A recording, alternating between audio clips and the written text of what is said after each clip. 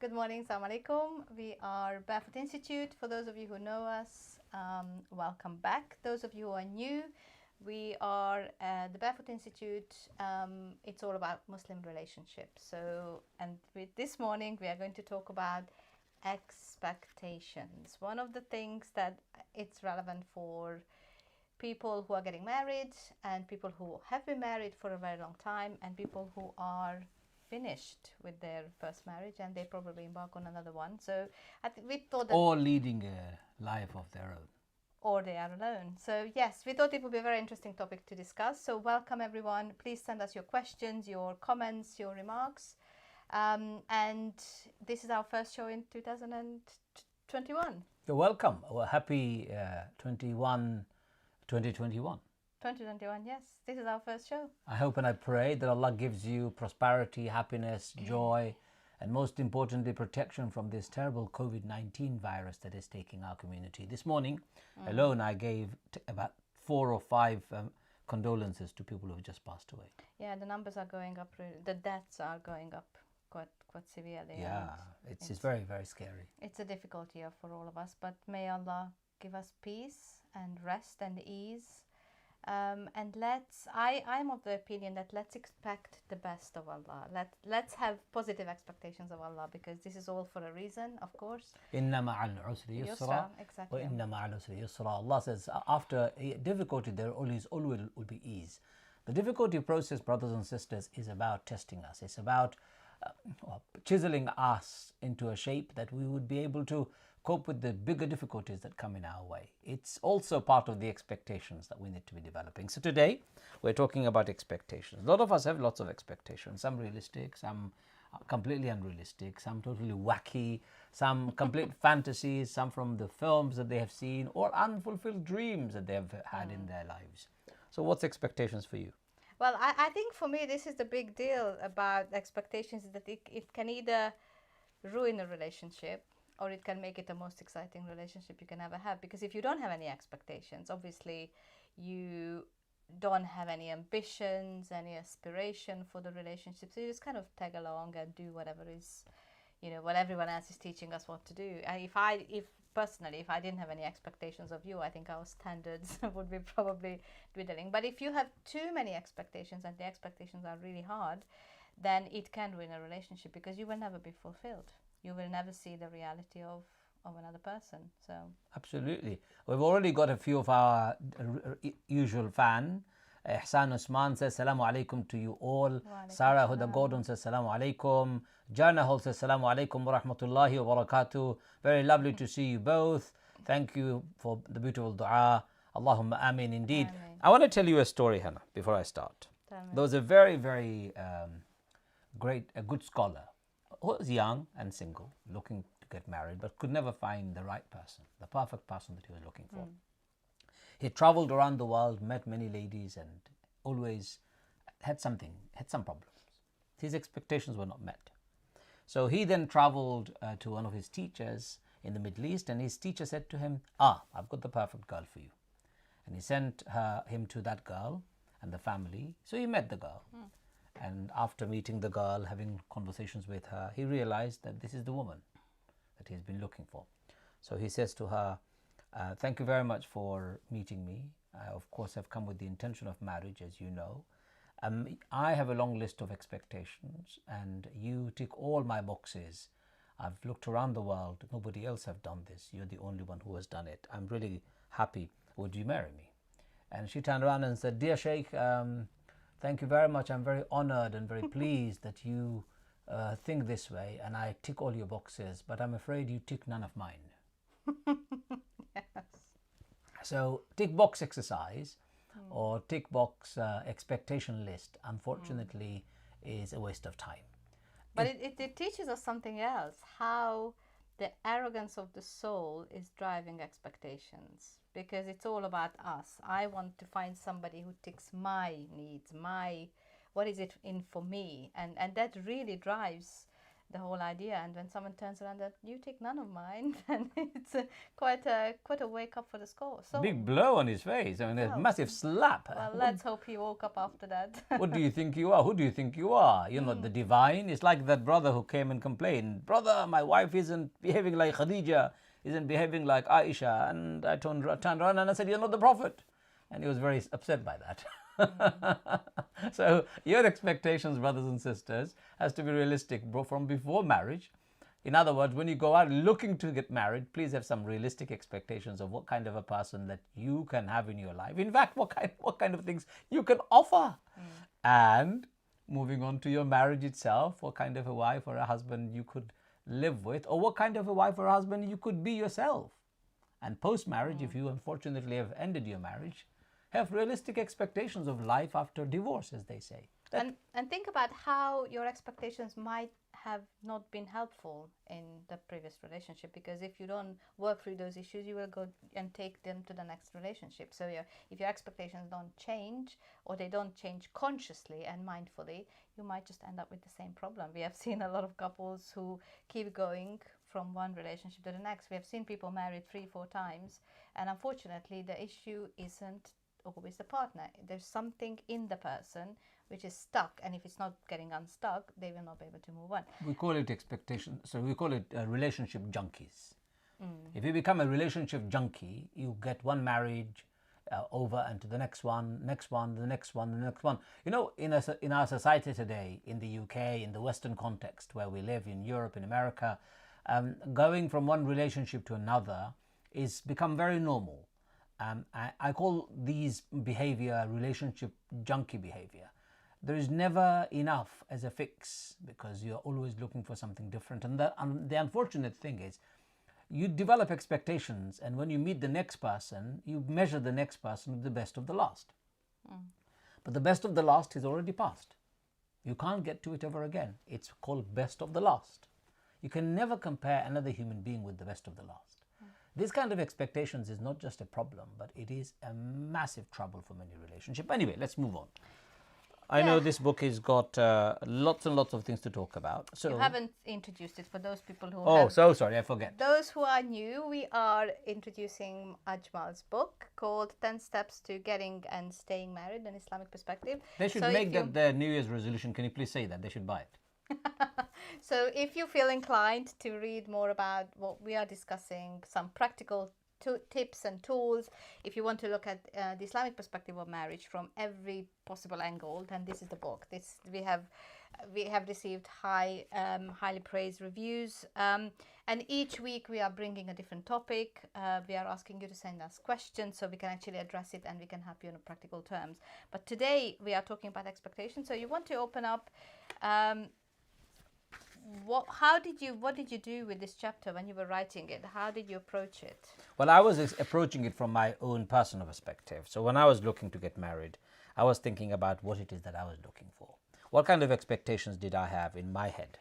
I obviously have been through one marriage before, so therefore it was a very steep learning curve, let's say, or the honest truth. I learned it very quickly. And by the time I was ready to get married again, my expectations had become real. So I realized actually expectations should only be based on what I can offer. Right. So I turned it on its head. When I met you, I did not meet with my head in the cloud 9 thinking of what my potential wife is going to offer me. No, I actually met you with the full knowledge of what I can offer. I can offer you a home, I can offer you myself, I can offer you X, Y, and Z. That's all I could do. What you can offer me in return is a different discussion. So I remember the verse of the Quran where Allah says in Surah As-Saff, يا أيها الذين آمنوا لما تقولون ما لا تفعلون كبر مقتا عند الله أن تقولوا ما لا تفعلون. O you who have attained to faith, why do you say one thing and do another? Most loathsome in the sight of Allah is that what you say and don't do. In other words, when you expect something from somebody else, you better do it yourself. If you want to be able to offer, if you can offer to your wife or your husband love, you will get that in return. If you offer them compassion, you will get that in return. If you offer them undivided loyalty, companionship, if you offer them a home, if you offer them decency, if you offer them comfort, if you offer them respect, all of that will come back to you. What I didn't go in expectation with in my head is that I wasn't looking for somebody who will cook for me, clean for me, who would provide for me, who would be my maid, my housewife, houseworker, cleaner, mother of my children, assistant to my parents. I did not go in this marriage with any of that in my head. I only went there because I knew what I can offer you. Of course, I need a companion in life, but my companion can't give me anything more than what I can give her in return. That's how I did. I don't know what you did, but hey, you married me anyway. Oh, yeah, I married you. It's too late now, isn't it? No, but I think what you are saying is actually quite important, because it is about knowing yourself first. Before, I think a lot of people, either they are too young or unexperienced, they jump into a relationship because they think that they are looking for someone who is going to fulfill what they can't fulfill themselves. So expectations are, for me, are a kind of compass to point at your own self-knowledge, that do I know myself enough to know what kind of relationship I can function in. And I remember when, after I became a Muslim, I spent almost a year in Egypt. And I was young and single and European, and everybody wanted to get me married in Egypt. So people, without even asking, they said, I know somebody, I know you're single, and almost like assuming that my next step is going to be marriage. And the one thing I always stopped at, thinking about, I don't actually really know enough about relationship. I don't know myself. I don't know what kind of relationship I can function. That was my very first experience with Muslim community. So of course, a lot of converts, they jump onto the boat saying that you're going to be asked to get married. But it's really, really important that we actually understand ourselves enough to know where I can function and what culture I can function in. Islam is a very practical religion. So how do I manage? And even if I have my own expectations, are these expectations valid in a different culture if I'm marrying to a different culture? And some of you who are watching, you're probably married interracially, interculturally. So you have to have this conversation with yourself before marriage. But when you are married, you always return and negotiate, because we will talk about this, how children change the dynamics, age changes the dynamics. So, it's something that always, for me, it's about pointing back, am I still able to know myself enough? And I like that statement. Do you know yourself enough before you start expecting anything from somebody else?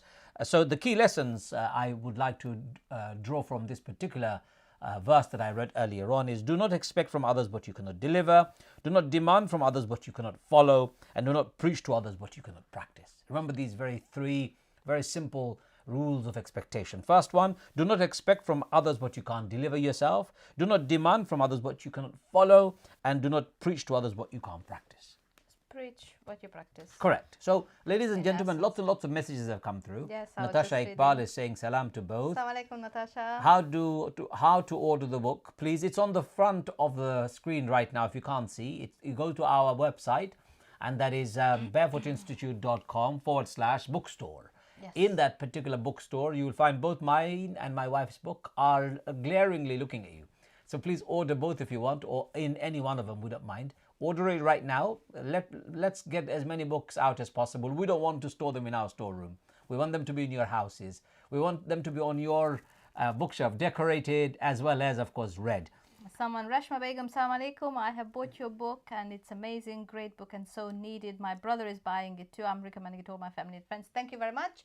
And please do the same with the videos. We have got weekly videos now put up on Ajmal's website, on my page, on Facebook. So if you know anyone who can benefit from whatever we are talking about and what we are discussing, please share the video. Help us to spread the word and do the work that we do with you. And sharing the experience and knowledge, your questions. So any questions that you may have, throw them at us right now if you want, on here, on the screen. We'll be very happy to answer them. Rayhan says, Salamu alaikum assalam. Ihsan Usman says, when I got engaged 45 years ago, my expectations were to love and respect my wife as I would like to be in return. Alhamdulillah, we have our up and down, but would not want to change anything. Oh, mashallah. Ihsan, you've been married for 45 years. Congratulations. We'd love to know about your Secrets. Secrets. That reminds me, Shanaz Mia says, very interesting information and guidance. Thank you for sharing. You're welcome. There's a very nice story that I want to tell you.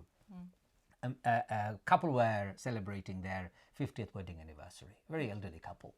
So It's a joke. It's a story, but just let's listen to it. So a media organization heard about it, and they said, you know what, we're going to do a feature on this couple. How did they live for 50 years? We're going to go and discover their secrets. So the cameraman and the interviewer comes over. Of course, after having made an appointment, they sit down and they talk about it, and eventually they find not much really. Everything is normal. So the interviewer says to the old man, have you ever thought of divorcing your wife in the last 50 years? He said, no. Why would I want to divorce my wife? I love her very much. Oh, what's your secret? Well, I don't have any secret. Marriage is all fine, wonderful. He goes to the wife and says the same thing. Have you ever thought of divorcing your husband ever in that 50 years of life? She said, no, never. What's the secret of marriage then? She goes, there are no secrets. We just love one another. So the guy goes, okay, never mind. He's quite sad. Disappointed. So he's leaving. So as he's leaving, the old lady comes, says, come here, sit down. Switch the camera off. Okay, he switches the camera off. She goes, the secret of marriage is, yes, I've been married with this man for the last 50 years. Never have I thought of divorcing my husband in the last 50 years. But not a single day has passed without me thinking of killing him. Well, that's a reality for, I think, for a lot of people. Is that? Well, Yes. I've never thought of killing my wife. I can put my hand up on my heart. Allah knows the best. I've never thought of that. Have you? I thought of physical violence. Oh no! Allah protect me from it. I may have to. I may have to put my guards on 24 hours a day. No, I would never do it. But I think the sentiment is very true and very real. Is that marriage is not. It's an inside job.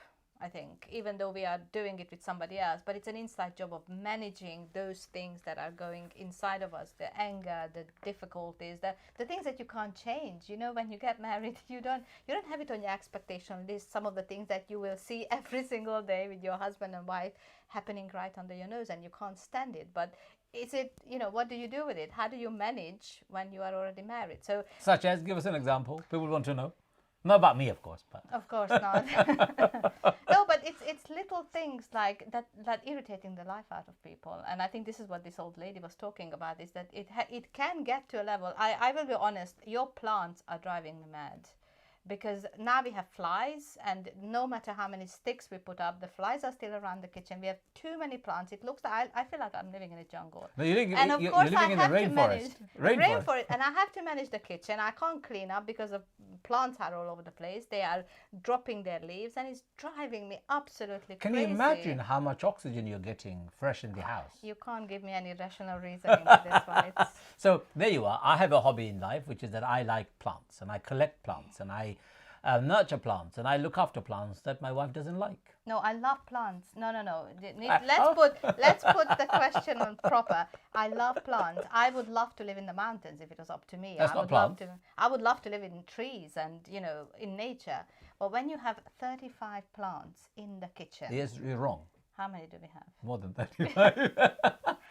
That's what we have in a normal sized kitchen, and we don't live in a mansion It's where not you a can just normal put sized it in kitchen. nice It's places. a massive window. Oh dear God! And so for example, and I didn't expect this. That my expectation wasn't that I will be looking after my family and the plants, and I have to manage the mess that the plants are making. yeah. So these are some of the things that you have to manage to learn to live with, because every one of us have a particular hobby horse, and if that hobby horse is driving your partner crazy, your partner will have to learn to cope with it. I don't have a problem with your hobby horses, by the way. You do. You hate my notebooks. No, that's not true. I don't hate it. It's fine. Absolutely. It's not the same as you in the sense of that. The one thing I do not like about you is the fact that you leave your coffee thing and spoons, etc., in the kitchen sink.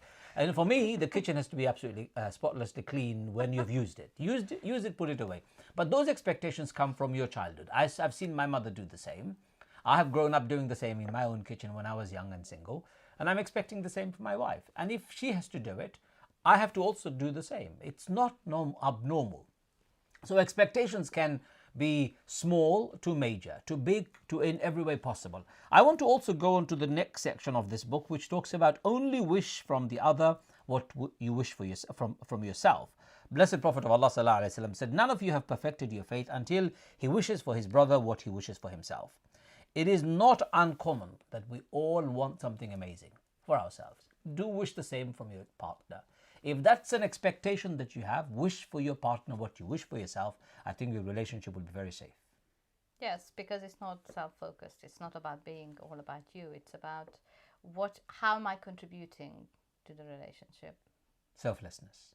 Yeah, but selflessness in a more sacred way, because I think that's what a lot of people often don't understand, is that selflessness doesn't mean that you lay down and you become a doormat and everybody can just walk all over you, and everybody can do whatever and clean their own shoes in you because you are selflessly there for everyone.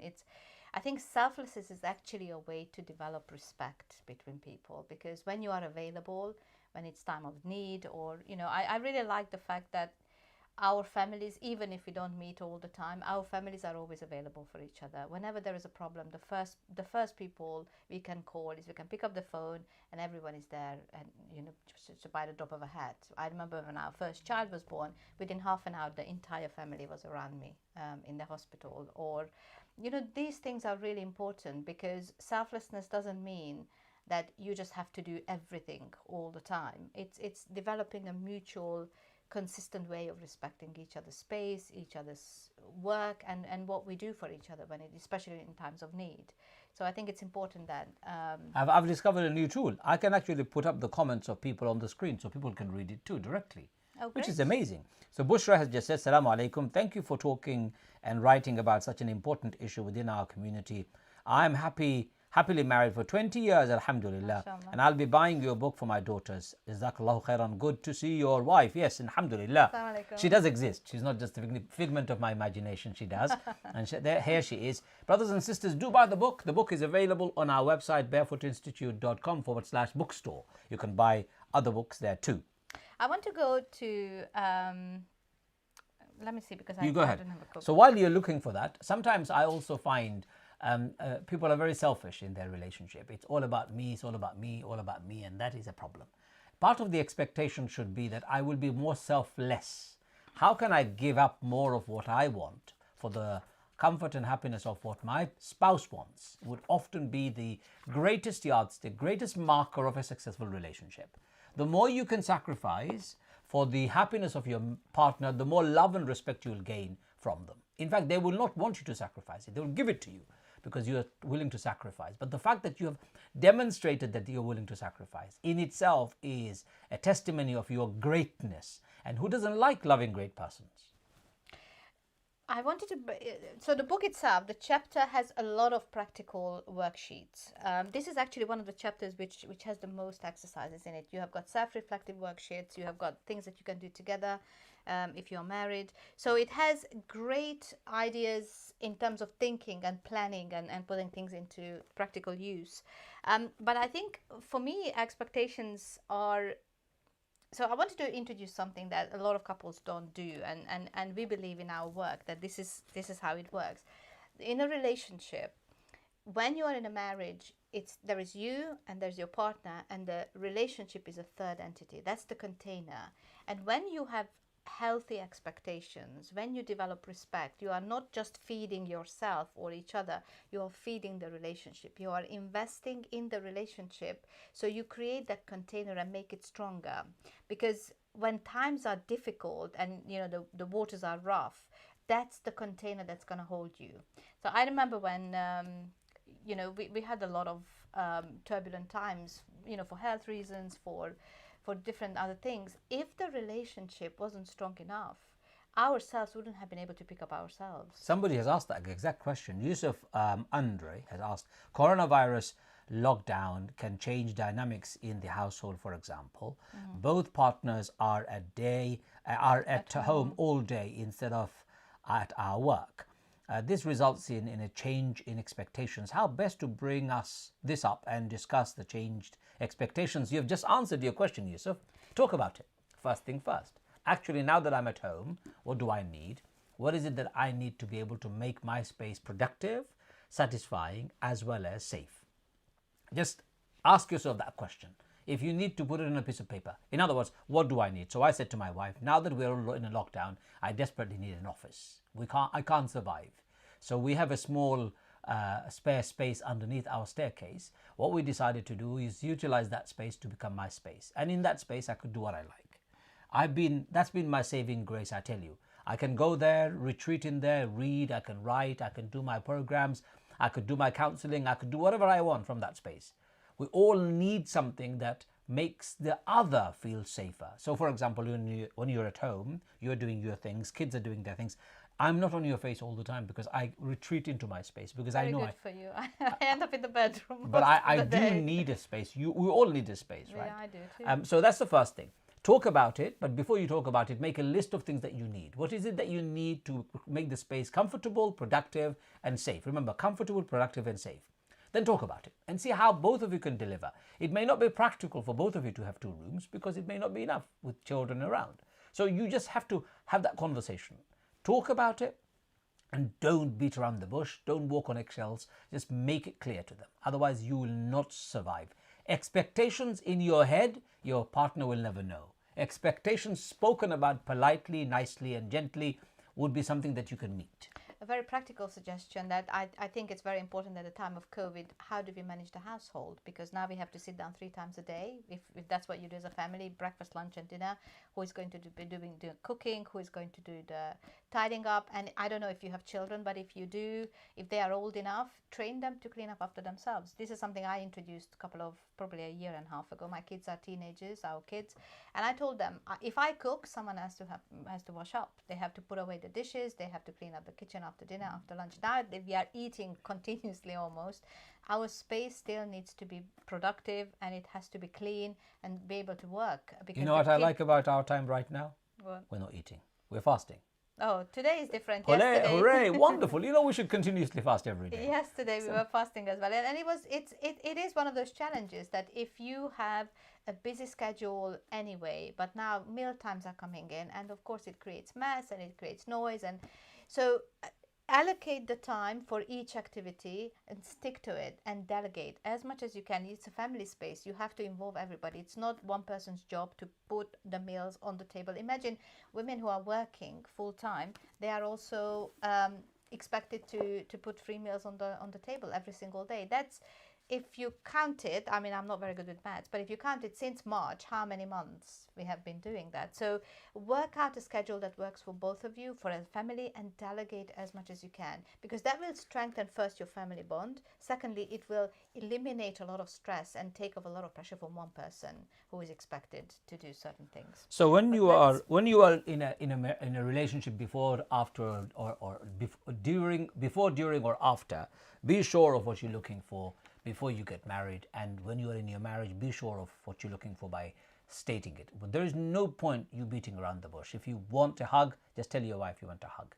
If you want breakfast of a particular nature, say to your husband or your wife, I'd like this kind of breakfast. If you're going to shopping, I'm saying from the tomatoes that you buy to the dishes that you used to eat, to the way it's cooked, you can have your expectations, but those expectations can only be met if you know what they are. So for example, if you're looking for a person who will cook, clean and iron for you, pick up the pieces behind you, put up with your aimless lifestyle, give you love, support, regardless of what you do or what you say, always be there no matter what. I'm afraid you're looking for not a husband or a wife, you're looking for a replacement father and a mother, and they don't exist.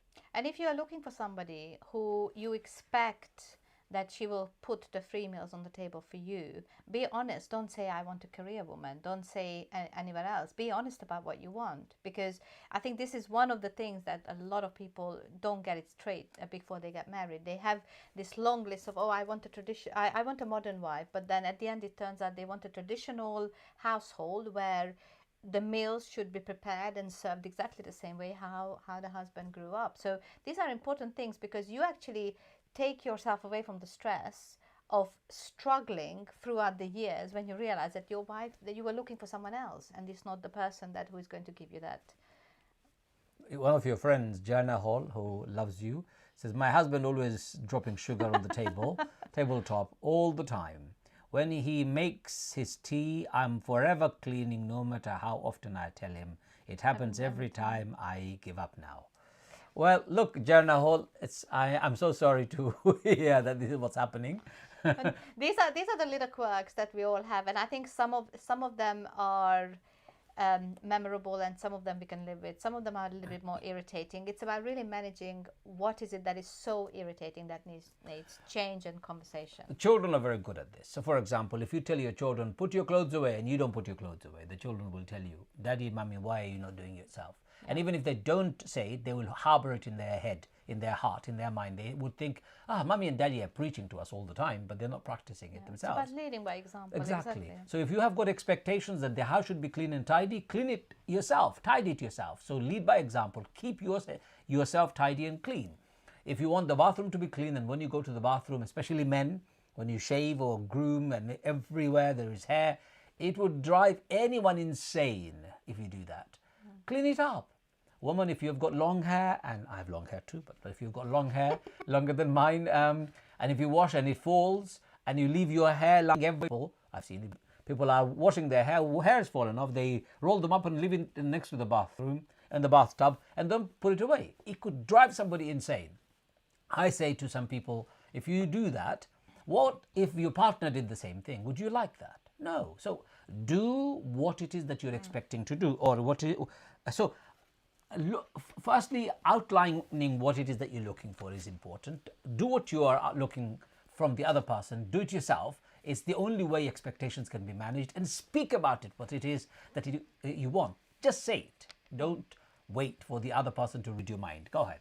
The next one you mentioned is do not seek perfection. And I think we talked about it a little bit. I kind of want to tie it up with the next one, which is do not chase a fantasy. Because a lot of people's fantasy and perfection comes in one shape and one form of this is the Mr. Right, Mrs. Right, this is my soulmate. And some of you know we have quite strong views about soulmates. Is that nobody is going to be your soulmate. Nobody's going to complete you. Nobody is going to give you what you don't have within inside of you. And that, I think that comes from this whole idea of seeking perfection, seeking the one right person. Our whole education system is cut out for this. We watch Hollywood movies, Bollywood movies, Disney movies, princess movies. Princess is waiting for the horse, and the white horse with the prince coming. It's not based on real life experience. What's that story where the girl drops her hair? Tangled. There are so many stories, but one of them is Tangled. Or Cinderella. And Cinderella, and we have got Sleeping Beauty, and we have got a lot of stories. And our children. No person sleeping is very beautiful. Sorry to say, when we're asleep, my brothers and sisters. Oh no, waking up is just look at the concept. Sleeping Beauty. Yes, the person who's sleeping is of course humanly very beautiful. But when I'm sleeping, I'm disheveled. I don't even know what I'm doing. What noise I'm making, nobody knows. I know. Can't be that kind of a concept. And if you grew up in that environment of expecting such a perfection, looking for perfection in the other human, sad story. Nobody's perfect. Allah is the only perfect. Yeah. And because of this, the perfection actually takes us to a fantasy, because the more you seek perfection, the door is open for fantasizing. And I know this for a fact that a lot of women, when they have been married for 10, 15 years, suddenly they look at their husband, he's not as perfect, not as what I imagine in my fantasy. And actually, and let's talk about this, even within the Muslim community, there are people who go astray with the fantasies that they have. They think they get married to somebody who is younger, and it goes for brothers as well. Someone who is younger, someone who is a little bit more, fancy looking, someone who can give me exactly what I have been looking all my life. These are very dangerous routes to take, and you have to be very clear that you are not going after perfection and you are not going after a fantasy. Rasul warned us about this. He said, you as children of Adam should always remember that you are children of Adam made of clay, made of soil. Nothing more than soil. Either you are a fantastic, virtuous believer or a sinner. Now this is a good reminder for all of us. So again, brothers and sisters, in your expectation, don't expect perfection from your wife and don't expect perfection from your husband, because no human being can ever be perfect. There are some more messages that I want to read out. Nasreen said, Assalamu alaikum. I'm really enjoying your video and finding them useful. I was recently involved in a debate regarding expectations of a daughter-in-law in relation to what is expected of a son-in-law, mainly in the subcontinent community. While I expect we must treat our parents-in-law just as our own, this is rarely expected or done by the guy. I believe this This needs to be emphasized more to the guys. Ladies and gentlemen, expectations of your daughter-in-law is very simple. Your daughter-in-law is not your slave. Your daughter-in-law is not your maid. Your daughter-in-law is not your hired cook or the cleaner. She isn't. Your daughter-in-law is a human being. Expecting her to be the maid, the cook, the cleaner, the carer, the always smiling, forever happy girl in the house who has come from another home, who's a human being with emotions, is not only unrealistic, actually is damn right foolish. I did say that. It's foolish. It's totally foolish. I would expect my wife to treat my parents just like she treats her parents. Because I would treat my wife's parents the same way. I would treat my mother-in-law, my father-in-law the same way as I would treat my parents. I have no other expectations from my wife. Treat my parents just like yours, like I do with your parents. Any deriding comments, any mockery of my parents, I will not tolerate, just like you will not tolerate. If my parents need help and support, if your parents need help and support, I will drop everything in the world and help them. And I expect the same from you in return. For me, the expectation is the same, whether you're a man or a woman. Being there for your mother-in-law, your father-in-law, your mother or your father, it's rewarded equally. And that's it. Simple bottom line. Kind, compassionate, respectful, treating them like yours, and not treating them like doormat or a slave. I don't know whether I've spoken too harshly. Well, I think what the question is also talking about is that there are different expectations from the son-in-law than from a daughter-in-law. Of course, that's very cultural. And I'm not so sure if it's just a Southeast No, it's Asian. everywhere. I think it's wherever you go, you will find this, that the daughter-in-laws are expected to be in a particular way, but the son-in-laws are not. Because the mothers who are at the forefront of giving this treatment, unfortunately, fathers also, I know, but in most cases, the stories and the counseling that we offer often comes from the mother-in-law treating the daughter-in-law badly. The mother-in-law feels, well, I did all that, why can't she? Right. So it may be coming from a good space, but it's not landing in the right way. The person who's receiving this kind of treatment is feeling absolutely rotten. So if you're a mother-in-law, please have some fear of Allah, have some conscience within you, some compassion in your heart. And if you are a daughter-in-law, treat your mother-in-law just like your mother. If your mother says something, would you immediately react in the way you would react to your mother-in-law? No, you'd be more tolerant. Be tolerant of an old woman. Maybe she's lost and she may be senile. In-laws are a whole new discussion. Which we'll we be discussing. We will do, exactly. But I think what's important about this conversation here is that the expectation placed forcefully onto somebody. And, we need to start thinking about this. Our children are growing up. Maybe 5-6 years time, we will be talking about our own daughter getting married and what our expectations are of her husband. But forcefully putting an expectation on somebody is not right.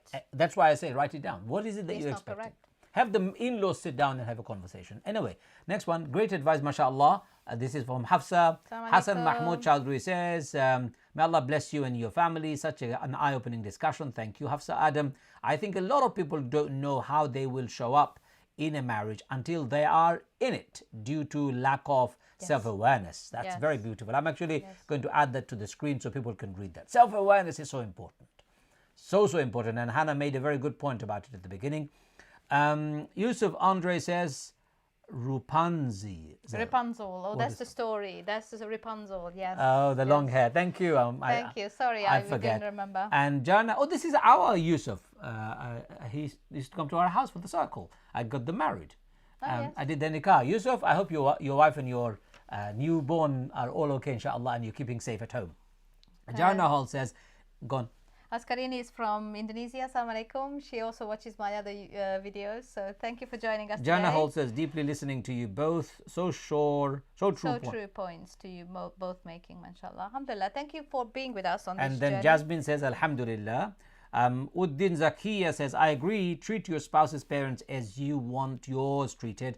But unfortunately, daughter-in-law are treated like maids and expectations is very high. So, DIL retaliates. Son-in-laws are treated with so much more respect. I understand that, but it is about you making a change. Actually sit down with your husband and say, look, am I a hired maid in this house? Am I a slave to your family? Where are you in with all of this? I know your husband may not like this, Your husband may be thinking the same. Maybe he has seen the model of his elder brother behaving in the same way. In other words, his elder sister-in-law may have done it. Well, look, brothers and sisters, I'm very happy to cook for my mother-in-law, my father-in-law when they need me. If they need my 24-hour, 24/7 care, and if I can afford it, and if practicalities enable me, I will do it, no problem. If my parents need the same, and practicalities require my wife for me to do, we should be all ready for it, because we're human. That's what relationship is about. It's not about who scored how many points, but if you treat the other person like a slave, if you enforce your expectations on them, if you put a gun to their head and make them do things, they will not do it from their hearts. And if they don't do it from their hearts, there will be resentment and there will be rebellion. And I want to say this to brothers, that if you feel like you are caught between two fires, one is your mother and one is your wife, you also need to take a stand. You need to start conversing on both sides and not taking the side where you feel most comfortable with. It's not about either or. And I said this at the very beginning to my husband when we got married, is that the woman who divides a husband between herself and the mother is not ready for marriage. So I say this to women all the time: don't fight for time, don't fight for whatever else you want. It's your own insecurity that's coming from the women's side. Or the man who is stuck between the mother and the wife, not quite knowing what to do. Well, you have responsibility for both, and you need to learn how to manage both. Actually, there are men who are so insecure themselves, they would say to their wife, no, you can't talk to your mother. You cannot go and see your parents. I call those men very small-minded, narrow-minded, insecure people. Please don't do that. You have no right to do this. They have every right to speak to their mother or their father and see their families. If you're going to stop them, you are severing a relationship that is sacred. Allah said it is sacred. Please don't do that. So brothers and sisters, be respectful. We have veered onto in-laws conversation. We will inshallah come back to it. Rumana Ahmed wants to know, what other videos do you do, Henrietta? I do lots of videos based on my book. I call it Conversations with Your Soul, and my book is also available on our website. Let me just introduce it in that case. It's Heart Smart, One Woman's Journey from Her Head to Her Heart, and it is looking at emotional intelligence, brain science, neuroscience, and my own personal journey from my head to my heart, including some of my travels, some of my client work that I have done, and how I arrived to this place. A lot of people have said it's an amazing book indeed. There is a particular chapter after what we're talking about, page 170, that talks about things that strengthen and weaken marriage, and inshallah we'll discuss that next time. I don't want to go there today. It's got a lot of things, and also why man and woman leave their marriages and stray. We'll talk about that another time. It's also in the chapter, by the way. But today we're talking about expectations. What is your expectation? What is it that you like? Do you like that for your wife? What is it that you like? Do you like that for your husband? So, for example, I love cycling. The first thing I did for you is I bought you a cycle. Because I like cycling and I would like you to cycle with me. Though you don't like cycling as much, I know. But you have a cycle. I like it in circumstances. I don't like it in the winter. I understand. I don't like it in wind, and I don't like it when it's raining. Unfortunately, any other time, I'm happy to buy it. That leaves very few days in the UK calendar. I know. And if I was to cycle in another country, it will be too hilly and too strong for you. But either way, I'm just giving you an example. There are certain things that you like. You have liked it for me, and I'm very grateful. That mutual liking is very important. Here is a list of expectations. What do we have in here? So, for example, look at the following list of expectations, and this is a practical exercise on page 168. Please do it if you've got the book. If you haven't got the book, please buy the book. It's available on our website, barefootinstitute.com/bookstore. Do you want to read this? Yeah. My spouse should make a good impression on other people. If that's an expectation. If that's an expectation, and you can score yourself between 1 to 5 and see where you are with this. My spouse should be autistic. Ooh. My spouse should have academic qualifications. My spouse should have brown eyes. Why brown? My spouse must wear hijab or have a beard. What? Beard and a hijab together? Or have a beard. That's very scary. My spouse should be attractive according to other people. I would like my spouse to be a good educator. Height is important to me. Well, that wasn't in my case, for sure. I would like a sociable spouse. I can see my future spouse as the father, mother of our children. Body shape is important. My spouse should be respected. I would like my spouse to be honest. I prefer a spouse who is good with money. My spouse should have practical skills. My spouse should have a profession. And my spouse must be tall. Now, obviously, there is a scoring at the end. Don't give out the score. No, I'm not going to give out the scoring. You probably have to buy the book to see the scoring on page 169. But what you can do with this is you can actually extend this list according to your own family circumstances. But it doesn't mention it's basic list of what's important before people consider marriage. But after marriage, this list is going to be probably changing, and you want to keep this as an active way of looking at what's working, what's not working, what my expectations are.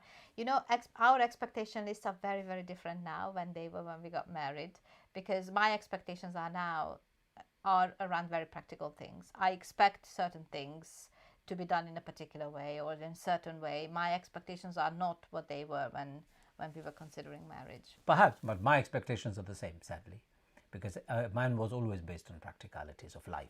That's how I am. I'm a problem solver. I'm hardly ever that kind of a fantasy man. I'm not. I'm not saying, but I've never ever been in that space. So, but alhamdulillah, we can evolve our practical. I think my list is about 3 times bigger now than mine isn't. Uzma Kazi says, is it a good idea to have a prenuptial agreement before getting married? Yes. 100%. 1000%. When I give people, when I do nikah for people and they invite me and I give them a contract, a lot of people often react, oh my God, do I need a contract? Oh my God, contract? What are you talking about? They literally freak out thinking it's some sort of a legal document. Yes, it is a legal document. Marriage between two people in Islam is a social contract. Social contract for two people to live together, to create a home that is safe, and to commit to one another through good and bad times in order to be able to create a family. That's what a social contract is about. And that's why a prenuptial agreement is very important. But when you are developing a prenuptial agreement, please think with your head and not with your heart. If you think with your head, you will get it right. In other words, put down on your prenuptial agreement some practicalities. And in your prenuptial agreements, don't put down haram things that Allah has made halal, don't make them haram, and things that Allah has made haram, don't make them halal, because your marriage will not be blessed. As a Muslim, our prenuptial agreement must be halal. Our prenuptial agreement must be practical. And most importantly, our prenuptial agreement must be realistic. If you do it mutually, you will be saving yourselves a lot of headache when things go difficult, when people start arguing, when you're on the verge of divorcing, because you've agreed on a lot of things. And remember, you can go back to your prenuptial agreement and revise it if you change your mind. But it has to be done mutually, and it's very good to do it. A lot of people think that just because there's a lot of love and there's a lot of respect at the beginning of the relationship, it's going to last. And I'm afraid I've got bad news for you. When things become hard, it brings the worst out of people. Unfortunately. They will not respect what they said. And in words, if you don't have it captured in written format, people will deny what they have promised, or they will lie about it, or they will just defend themselves and not do what they said. So it's really important. And to be honest, it's a sign of respect to the relationship as well. I really think it creates a great container. It creates trust. It creates transparency. It creates a sense of mutual agreement that you are doing it together, and it's important for both of you. That's why Allah says in the Quran, whenever two believers come into any agreement, write it down, get two people to witness it and sign it. And marriage is no different. So please, brothers and sisters, don't be afraid. Don't be too romantic about it. Don't worry about the cultural implications. Just do it, because it will save you a lot of headache. And when you're making your contract, please be fair, be practical, be realistic, and fear God, because Allah is watching you all the time. Let's go to the next one. There's a comment here. Rujun Ali says, Rujun Ali, we live in a disposable culture where couples find it easy to divorce rather than do the hard working to make a relationship work. True. Absolutely. It's the first sign of, oh, we are not compatible. People just walk out and they think it's all done. Actually, what will happen is they go to what we talked about, go into another relationship and never really healing or understand what they did wrong in the first one. And they will carry these trouble with them. Yeah. What is it that you always say to people is that if you make the first 2 years, you'll survive. You will survive. Yeah. But if you can make it for the first 2 years of your marriage, this is when we call it grafting. This is what we call it chiseling. It's like a jigsaw you're trying to fit. And if you can do the first 18 months to 2 years, your marriage will be fine. The rest is a plain sail. But the first 18 months to 2 years, when you start struggling, actually don't suffer in silence. If you can't solve it, don't get your families involved because you'll make it worse and messy. Go to a professional. I'm not saying you should come to me. You can come to us, of course. You can go to any professional.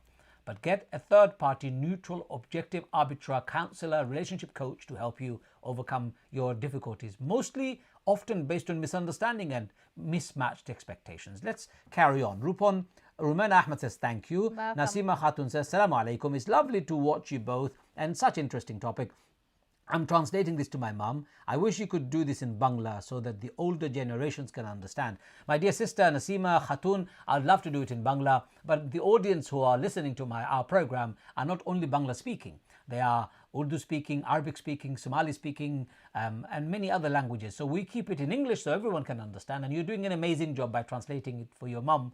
And everyone else can do the same at home. Please translate it to your older communities at home so that they can understand. Sit down afterward because the video will stay on my YouTube channel and my Facebook. And Hannah will also share it on hers. And of course, inshallah, you can also watch it on our Barefoot Institute's website at some stage. So please do that, Nasima Khatun. Thank you. Read the Hafsa, please, if you don't mind. Hafsa Adam, many spouses' expectations are based on their partner making them feel good.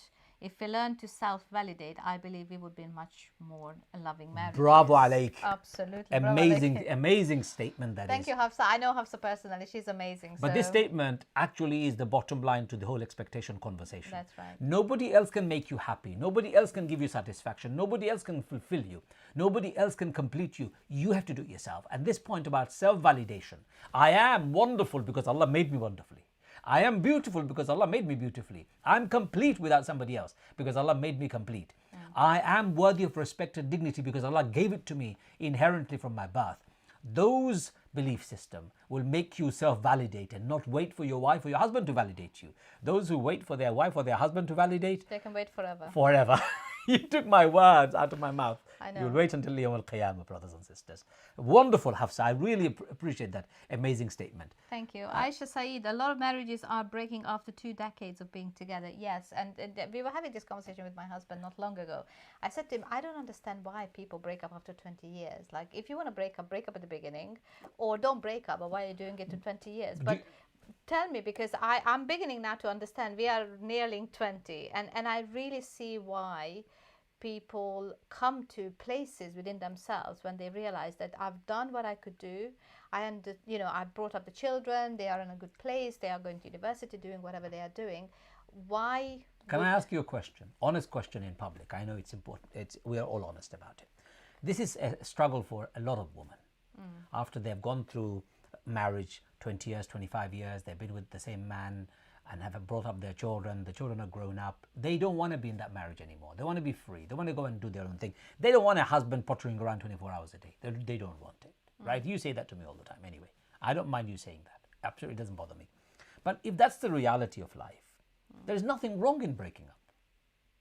There's nothing wrong in breaking up. If two people are no longer wanting to be together, they can break up and they can remain good friends, acquaintances, or the common connection is their children. And I know this is going to be a difficult statement, but I'm not going to answer what you're you don't have to answer it, but it is not a difficult statement. That's why Prophet of Allah sallallahu alaihi wasallam, when he got married to more than one wife, majority of his wives were very elderly people who only wanted him on a part-time basis. They did not want him full-time. One day a week was enough for them as companions. Some of the companions of the Prophet of Allah ﷺ had wives more than one, not because there was a sexual fantasy world. No, it was all about companionship and being realistic about it. So there is no reason. We have made divorce a taboo. That's the first problem. Divorce is not a taboo. If two people are not getting along, they can move on. And if two people's life has moved on and they've changed, their priorities have changed, they don't have to be stuck 24 hours a day together. They can actually reduce their full-time marriage into a part-time marriage. Nothing wrong with it. Now, some of you will be questioning about part-time marriage. We'll talk about it another time, practically speaking. It could work, especially for people who are successful or professional, or just people who want to be on their own and enjoy their own company. There are people like that. There is nothing wrong with it. What I'm saying is have a mutual conversation about it. Breaking up at the older age is not uncommon. However, there are people who break up because their marriage has been completely unfulfilling. the marriage has been abysmal, they've lived an abusive life all their life, they've had a terrible relationship. Yes. Those are also the reasons, and eventually it builds up. So you started as a married couple, you had children, so from husband and wife relationship you became parents, and once the children have grown up and moved out, you're no longer the hands-on parents. Now you have to face your husband or your wife again, and you don't want to do that. Some people are afraid of going back to what it was before. So what do? They break up. Everything is possible. And I tell you, divorce is something that we'll talk about later on in more details than what we have just done, because obviously we're coming up to 11 o'clock and our time is short. We need to finish at 11 o'clock. We wanted to finish it before that because then you can share the video, so it's easier to share. A couple of other quick points. Did I answer your question vaguely, the one that you Well, raised? you wanted to ask me a question, and I That question was this, that isn't it true that women do get to a stage in life where they don't want to be full-time in a marriage? It is. And I think most women are not being honest about it. Well, I think what you just said in the last part of your description is this: there are good marriages which start off in a good footing, and then you go for 20 years, and even after a good marriage, you come to a point where you don't want to be with your husband or your wife. It can happen. And there are bad marriages which has been riddled with abuse and suppression and oppression and all sorts of terrible things to happen. And of course, at that point, after 20 years, there's no other way except breaking up. So I think there is a good reason, and there is a terrible marriage that can drive you to that element. But I think what is common is, yes, that after 20 years of serving, bringing up children, even if you have the most amazing relationship, you start thinking that do I want this for the rest of my life? And how much space do I have within my life for this relationship? And this is what we want to, of course, come to an end of our program. We'll discuss this. Ihsan Osman, and he says, this is very hard to maintain our expectations all the time, but both parties have to work out and realign over time if there are difficulties. Aisha Saeed says there are serious underlying causes. Yep. Salam R says, Allah bless you both, brother Azmal, wrong spelling. Zeba Malik says, daughter-in-laws can be troublemakers too. Don't just concentrate on mother-in-laws. No, Zeba, you're absolutely right. Daughter-in-laws could also be trouble. Yeah. Hannah said that at the beginning. Some girls go out of their way to divide, put a wall between the son and their mother, and cause a lot of rift and divide and rupture the family and take control and all the rest of the stuff. Those daughters or those girls, like Hannah said, are not ready for marriage. And the fact that they've got married in itself is a problem. They need help and support. But wherever you are, remember, ultimately, the concept of fairness and justice. You will be asked about it on the Day of Judgment. You will be caught on this world. And if you are not suffering at the hands of anybody else, your children will teach you a miserable lesson, especially if you've been bad to your parents or your in-laws. Your children will teach you a miserable lesson, because that's what natural cycle of life is. How we treat others around us, and if we have children, they learn it and they mimic it when they grow up. May Allah protect us from this. Ameen. We want to finish now. I think we need to finish now. Thank you so much for watching. It has been wonderful. Thank you for your comments. It's always wonderful to see, what you are thinking about and what your questions are. Please do send it to us. Visit our website, which is now new and live, and we have got lots of interesting features on our website. Some resources that you can download. You can buy both of our books. Let me hold this one. Either together or separately. We are posting once a week or this is twice a week. Hannah's book. This is my book. Let me introduce it. Okay. It's called Heart Smart, and it is a woman's journey from her head to her toe. To her heart. To heart. Sorry. Head to her heart. Well, head to toe could be too. So, brothers and sisters, it's available on our website, and it's barefootinstitute.com/bookstore. And so is Ajmal's book, 10 Steps to Getting and Staying Married, an Islamic Perspective. A big book full of practical tips and theories and all the things that you probably are looking answers for. And for both of these books, we have received huge feedback, and people have been amazed, and people have been amazingly kind and generous with their words. Thank you. Please buy them, share our video, our knowledge, our information, our experiences, and let's make our communities better. Remember, Barefoot Institute is all about building confident Muslim families wherever you are. Thank you very much. Thank you, and we'll see you next Sunday. Inshallah. Assalamu alaikum wa rahmatullahi wa barakatuh. Wa alaikum salam. I'm replying for you. With these words, we'll finish, inshallah.